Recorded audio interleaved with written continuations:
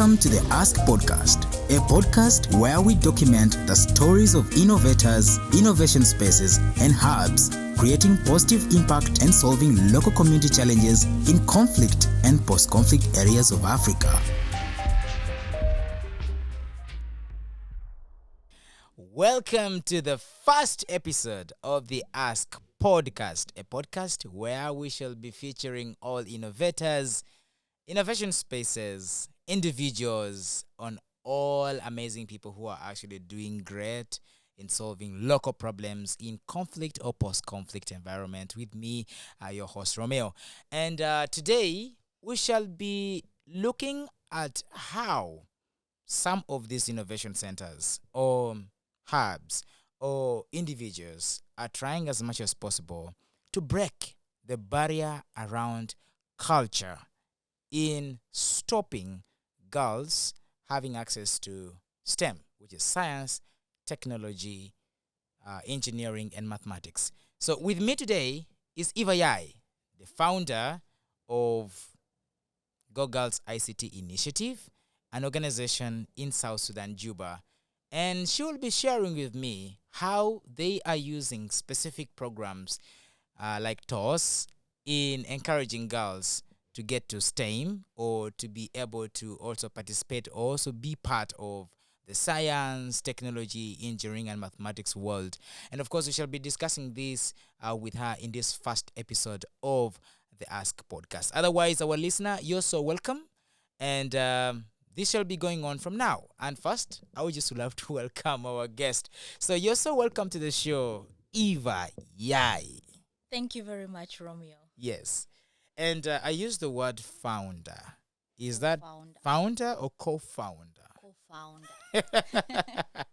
Yes, co-founder. So you're welcome. And Thank you. first and foremost, would you like to tell us something about GoGirls ICT Initiative Juba? Girls ICT Initiative is an initiative that was founded by a group of women.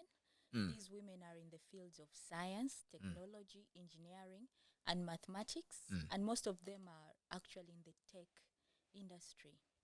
They are tech activists.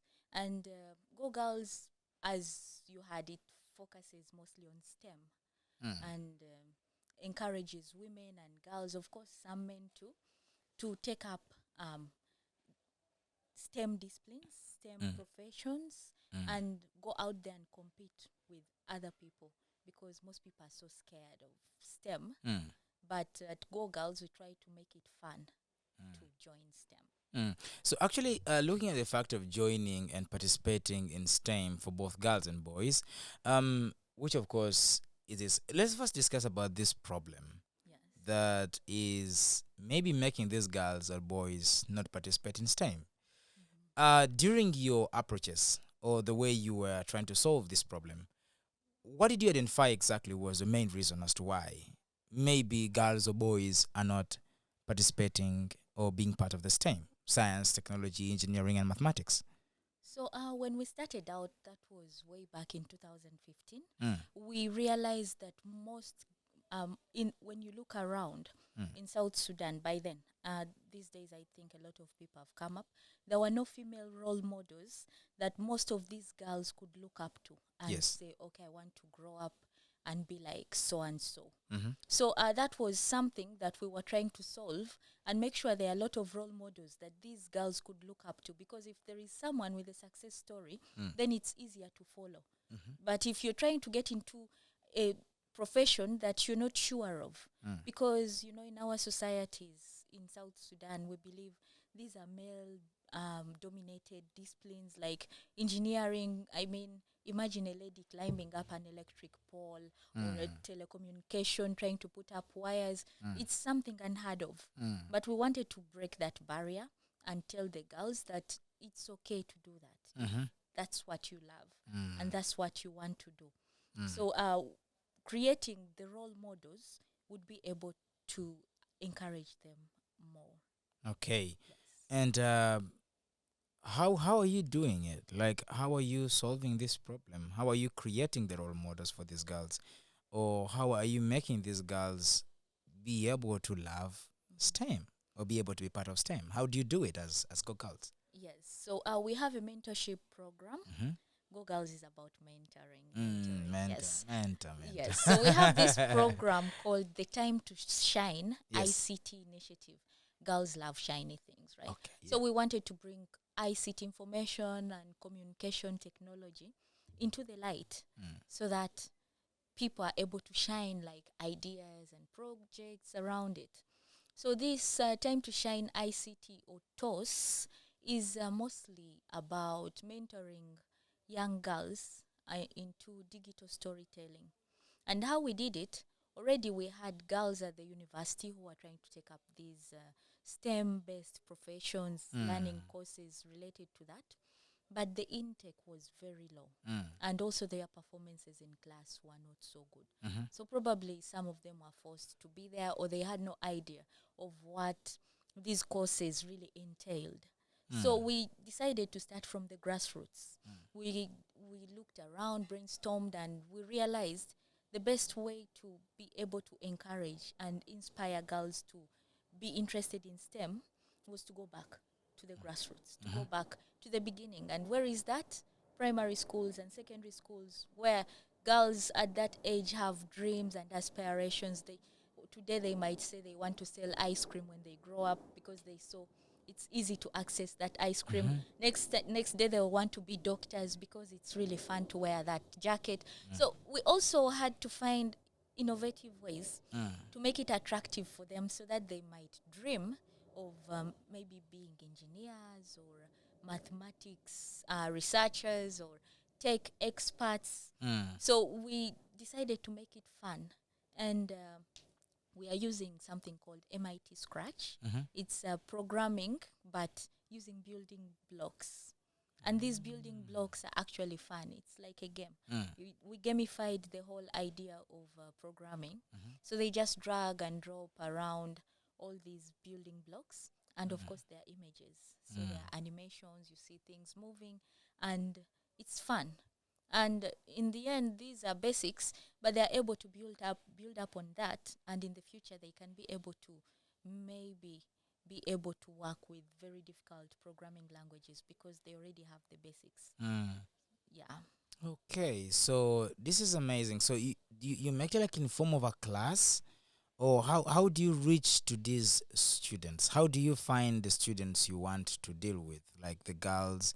You said you more especially work with primary schools And secondary school. and secondary schools. Yes. So how do you reach them? Like how do you go to the schools, and do you organize in a form of a class and get the university students who you talked about to come and mentor and help these kids? Could you maybe describe for us, like, how does your classroom look like? Okay. Yeah, since it's fun, it's amazing. Like, how does it look like? How did it? Yeah, for someone who maybe has not been in your class and would love to really be in such an amazing class. Yes. So we use something called the chain-based model. Chain-based model. Yes. So you see, chains are interconnected. You have Yes. all these parts Yes. interconnected. Yes. So first we go to the universities. Mm-hmm. In the past years, we've been working with students from the College of Computer Science and Information Technology Yes. at the University of Juba, which is now the School of Information Technology. So we choose out some mentors who are not really just ladies, but we also choose some men, like I said, because we need to bring in that perspective Yes. of men as well. And we train them. We bring in professionals in the fields of ICT, and already GoGirls has that capacity. So we train, and when we are done training these mentors, then we go to different schools. We reach out to different schools, and we try to explain to them what we do. We have a meeting with them, and then these schools connect us to parents of potential participants or beneficiaries of the program, and we are able to sit down in a meeting and actually brainstorm with them, and even try to talk about possible topics that could be covered in the digital storytelling. And then we make presentations, of course, about how the whole program is going to be like. And then when we are done with that, we get the students, of course, who have been recommended by the schools. And then the students are grouped. and every mentor can have up to around 5 students, and they work with that small group. And our trainings are not really typical classroom because we want the participants to really feel comfortable. So they brainstorm, they can sit on chairs, or if they are comfortable, they can sit down.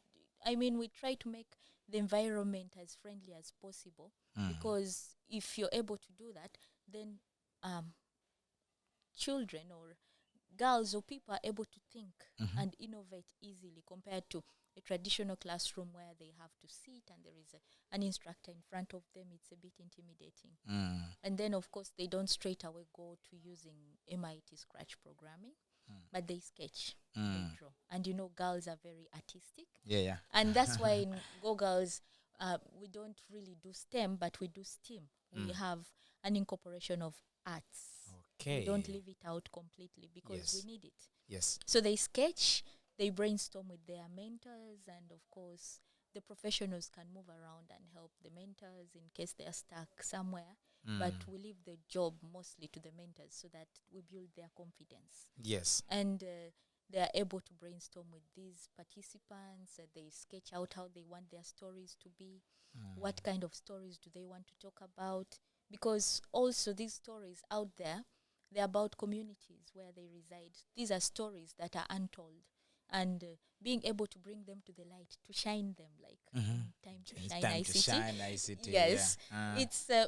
it creates attention, and policymakers, parents, schools, all these are able to pay attention and able to make decisions based on these stories. So when we are done with sketching these stories, we bring in an artist who actually sketches them professionally, and we are able to have like big sketches and also have some of these sketches put into the program, the MIT Scratch program, and they're able to use them, and then they write their scripts.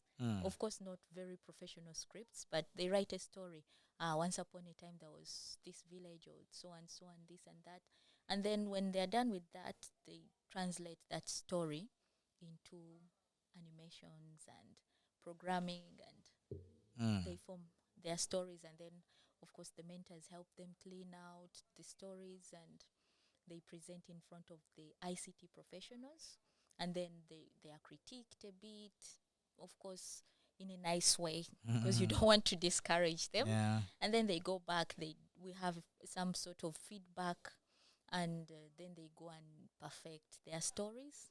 And then, of course, we have presentation days where we invite the the different relevant stakeholders, like education, government, or civil society, private sector, university. The last presentation that they had, we actually had the VC of the University of Juba. Of Juba as part of it.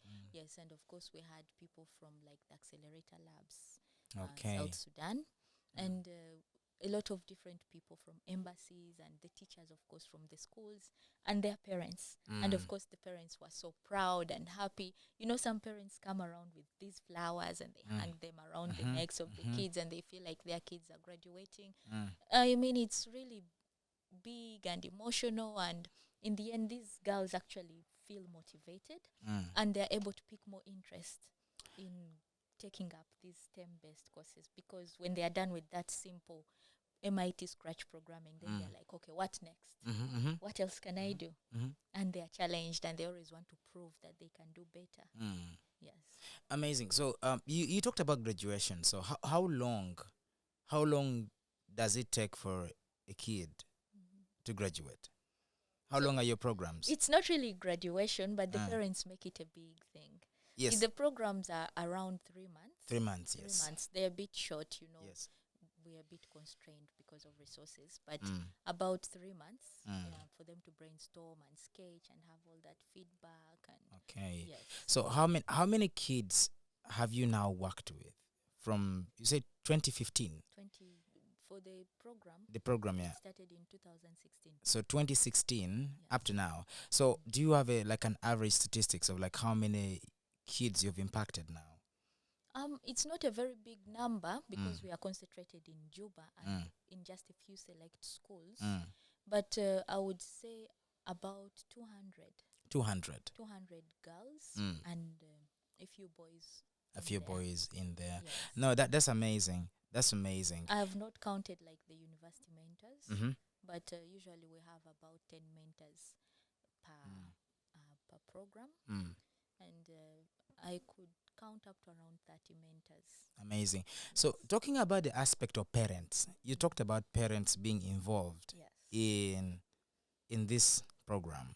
So, what has been the response of parents in terms of this program? Because why we're discussing about this today Yes. is about the fact that how you people are breaking the barriers, the cultural barriers that are existing in the communities around the fact that maybe a lady cannot take a STEM-based career, Yes. either science, technology, engineering, or mathematics.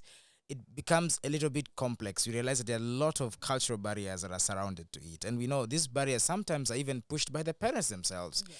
How have you been doing that? Like, how have you been getting the parents to really understand that, okay, yeah, and they come there celebrating with the flowers all over to their kids during the graduations? Like, how did you guys do it?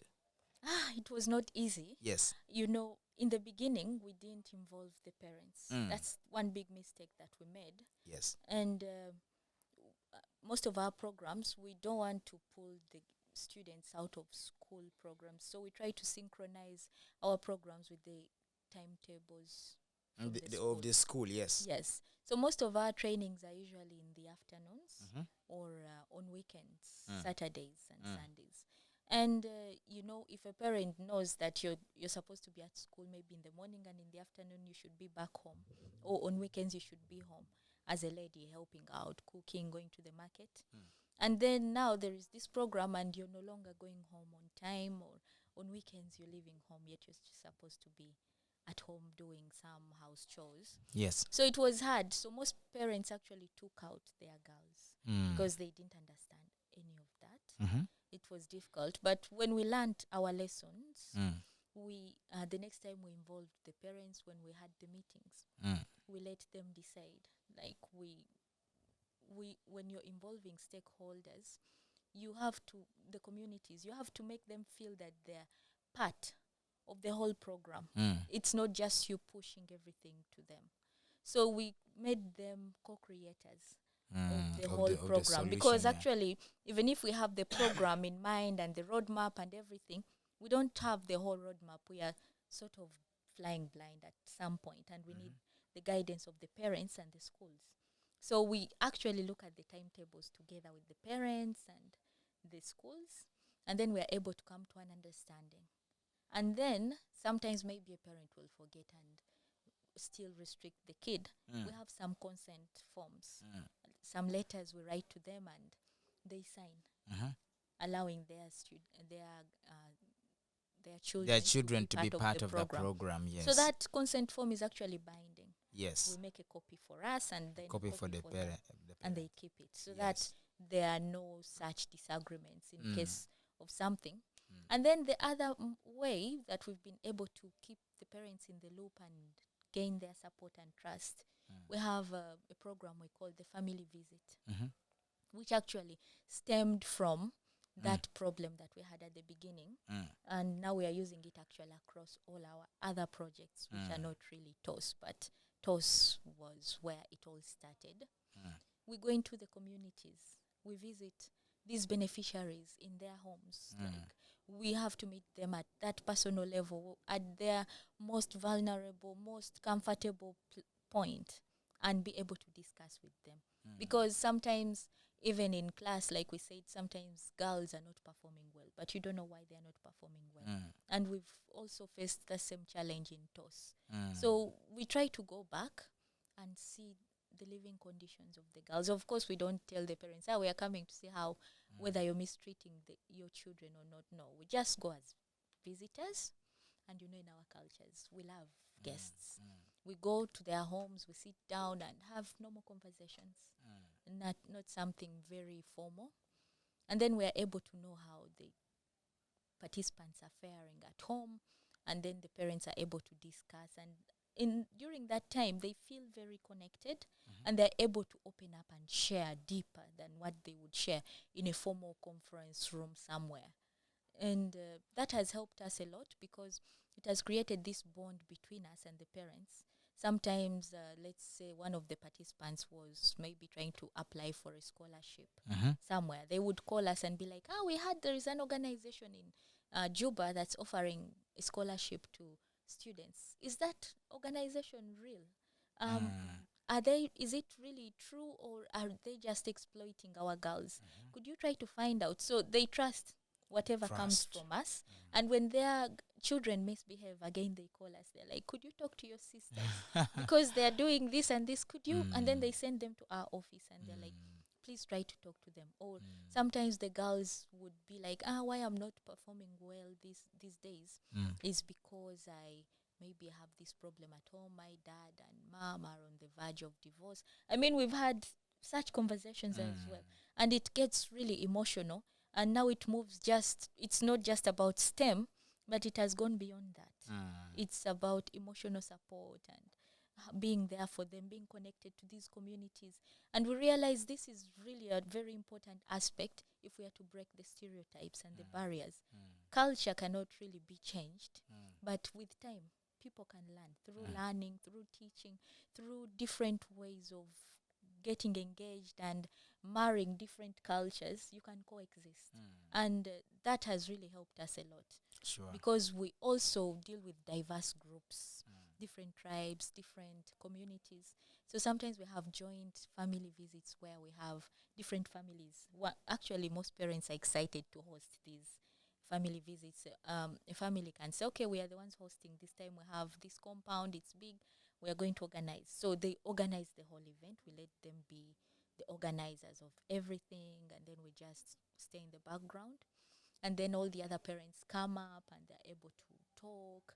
And in some of those joint family visits, we've actually had women groups, mothers of these participants coming together, and they call themselves helpers. And they sit and discuss big topics that might not directly be related to STEM, but they're affecting their children, and they share notes on how they are managing the challenges of their children, how community X is doing it, and it's all very emotional and very lovely. I mean, I don't know how to express it, but yeah, No, that's how we do it. I get it a lot. I get it a lot, and I understand the fact that this is way beyond the fact that you just want girls to be part of STEM, but it's emotionally supporting a girl to be able to make the right informed choices of her own life, regardless of the challenges they may be facing at home. It be whatever, you just want to help to see that they become that. And this brings me to the next question that I would love to ask you as well.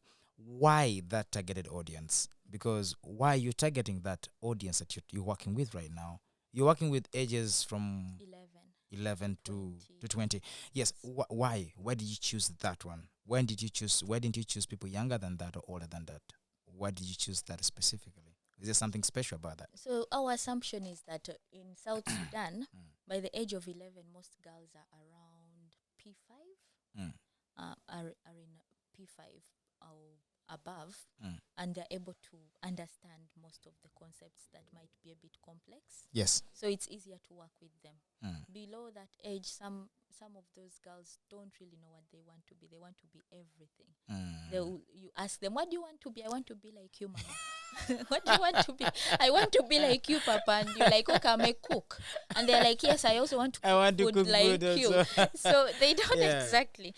But at the age of 11, they're able to do that. And in our education system, by age 20, most girls are still in secondary school. Our context is different. I know other countries, maybe by 20, girls are completing university. For real. They're almost finishing their bachelors. So that's why we choose that, because that's the age group in primary and secondary schools. But if someone is beyond that age and they're still in primary or secondary school, they can also be selected. But that's just an age range that we try to look at. This is amazing. So the main thing I could actually maybe kind of summarize, which I do not want to, maybe you'll have to, is that the whole TOS program, which is Time to Shine program, is just to give a platform for a girl to understand, first of all, to understand STEM, and then to be able to make very informed decision in terms of career choice ahead there, Yes. whereby this can allow a kid to be able to understand that, okay, I can actually make a choice of taking sciences Yes. or technology or engineering or mathematics career, Yes. regardless of the fact that I'm a girl, regardless of the fact that I have cultural barriers, regardless of the fact of any other kind of challenge that they are facing. This is super amazing. So maybe I would love to ask you a conjoined question, which will be like the last. So one is going to be like, what do you want to see? Like, what is your ultimate goal under TOS or maybe under GoGirls, as far as STEM is concerned or STEAM? And then what do you want to reach that ultimate goal? Yeah. So actually as Go Girls we are envisioning um first of all being able to reach a bigger audience, like more beneficiaries, because we are concentrated in Juba and in a few schools. We would love to reach the 10 states and be able to talk about STEM, because there are a lot of amazing stories out there in different communities, and we want to give a chance to all these girls to be able to tell those stories. And of course, we also want to be able to one day expand TOS, not just about digital storytelling, but a lot of other things that could be bases, like a base for these girls to be able to choose a career. So we want to go into hardware and, of course, a lot of other things that are related to science, like different experiments. But we are still working on that. And how to get there, right now the challenge of space is very, very important. But we are envisioning a big space where these girls could always drop in anytime, even when the program is not running. And they should be able to use that space and use whatever equipment could be there, resources, and be able to learn further and be able to enhance their skills more. Yes. No, this is amazing, and it is super beautiful to actually have you as part of the show right now today. And yes, so you have not answered the part of what you need. Okay, we need resources. We need our own space, like a Yes, really big a big space. where we can do all this, and we need equipment and resources and funds. Of course, funds are very important. Yes, To reach out to all to the the other other parts, communities yes, and to benefit. sometimes this. be able to bring these girls. For real. Imagine a space where girls are able to come and they are comfortably maybe boarding and staying within while the program is running, and with time expand to all those other states and be able to have such spaces for these girls to We have toss. we have other challenges which include, like, you see, there's a very high rate of teenage pregnancies and teenage marriages. Yes. Do you think there's a way TOS is trying to curb that in either direct or indirect way? Yeah, actually, we've had a few in our program. We've had some girls actually who have gone through that. And then we've had girls who are on the verge of going into forced marriage, because when we tried to find out, most school dropouts, when you try to find out, parents say they don't have money, high rates of poverty, and of course so the only choice they have is to marry off these girls, because actually when they marry off these girls, there is, enough money that can come in and it can cater for all the other younger children they have, or cater for the family. So this becomes like the scapegoat. Yes. You're married off to support the family. Yeah, you're seen as a commodity sometimes. But we had one case where a parent was pulling the girl out of school. But when we went to these communities and tried to talk to the parents, of course they explained to us why they were taking her out of school and sending her to the village. So we have a scholarship scheme. Okay. And we always pay tuition for these girls, the most vulnerable of girls. We pay for them for 1 year. Yes. And then provide scholastic materials, of course, sanitary kits, and we try to make sure they are comfortable. It's not just about paying for them and that's it.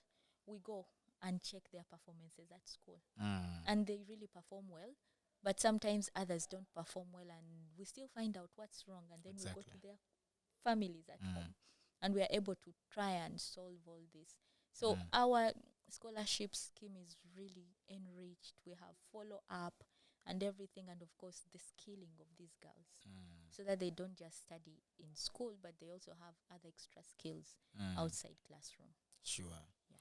Thank you so much. And actually, to our listener or our viewer right now, I would love to tell you that there are a couple of some of these challenges that are affecting post-conflict or actually conflict areas. And right now, we are in South Sudan, and we're just realizing that there are a lot of challenges of this kind, whereby girls and even boys, by the way, are facing some of these challenges. We have seen here Eva enlightening the fact that we have girls not being able to go to school because of some cultural barriers around the fact that they cannot be they always have to understand that the STEM world is only a masculine world, yet they can actually be able to do it regardless of their gender.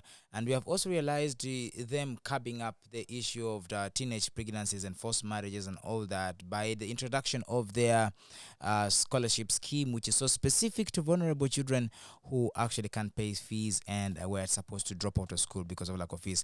And we are so I'm so happy that this is actually happening in South Sudan like this. And of course, this is Ask Podcast, whereby we interview a lot of people doing amazing stuff, just like what GoGirls ICT initiative is doing with Thoughts. So what if someone wants to reach you? How can people reach you?